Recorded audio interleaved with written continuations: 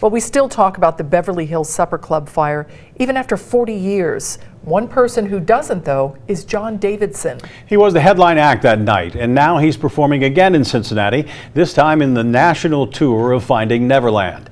He talked to Deborah Dixon about the night that changed his life forever.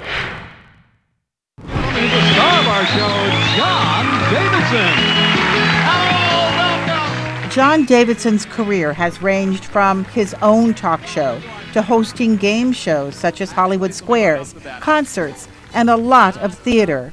At 75 years old, he has 2 roles in the musical Finding Neverland at the Aronoff through Sunday. In my mind, I'm at the peak of my career now. I've been in show business for more than 50 years. Davidson plays Charles Frohman, the theater producer who thought playwright J.M. Barrie was taking too big a risk with a fantasy project called Peter Pan. And then in a fantasy sequence, a dream sequence, I play Captain Hook. So that's really fun because Captain Hook, I go crazy. I just chew up the scenery. I do something different every night. Davidson has fond memories of Cincinnati, such as being on the Bob Braun Show. But there is the night he usually doesn't talk about. Well, our major story this evening, maybe the major story we've had in Cincinnati for a long time. The Beverly Hills Supper Club fire. He was the headline act. He always drew a crowd. I was one of the lucky ones that got out through a door that was just put in the year before. Davidson escaped through the back door entrance to the dressing rooms. He was seen holding an exit door as others escaped. His musical director died in the fire. He and band members searched makeshift morgues to find his body. That changed my life and changed so many lives. It made me reevaluate the value of life and how fragile we all are. It was a terrible night. Davidson did not perform that night, but the comedy team of Teeter and McDonald was on stage when the fire broke out. As you can see, the building is starting to come down some more, and they are moving bodies. Teeter used presidential dummies in his act.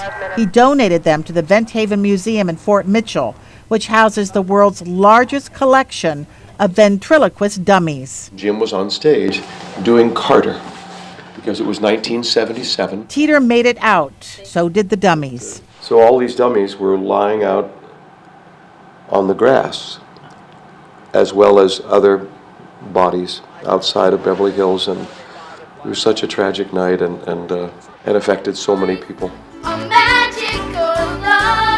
Which takes us back to Finding Neverland, the Broadway hit about playwright Barrie, who believes Neverland is a place where nothing is impossible.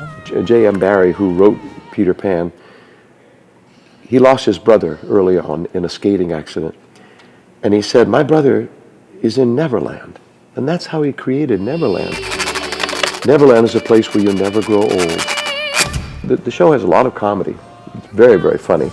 And then it has some serious moments, too, that relate to going to Neverland. I don't want to give away the surprises of the show. I think about my life and being in Cincinnati, I think about those lives that were lost.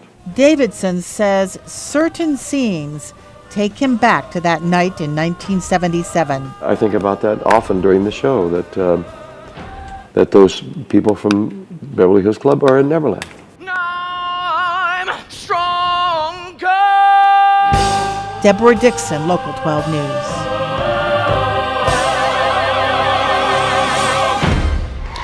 Finding Neverland runs tomorrow through Sunday at the Aronoff. John Davidson is just a very nice man, a huge talent, great singer, great actor, and he is scarred by the fire, as all of us are. But it was kind of him to share his thoughts and his memories with Debbie and with us tonight. It's the first time I've heard him talk about it, yeah. And it means a lot, I think, to people around here, because a lot of people still healing from that, even though it was a long time ago. And 40 years now. I cannot believe that. I know you remember that night very well, as I do. My parents had really good friends there. They made it out okay, but it was scary for all of us. It was. I was afraid my folks were there. They were supposed to go see John that night. Oh my gosh. And we, for whatever reason, it ended up being they were going to go another night. But as a child, I thought that's where they were. Wow. So everybody has a story relating to Beverly. They sure do. Or a memory to tell. So thank you, John Davidson, for talking to us. Yes.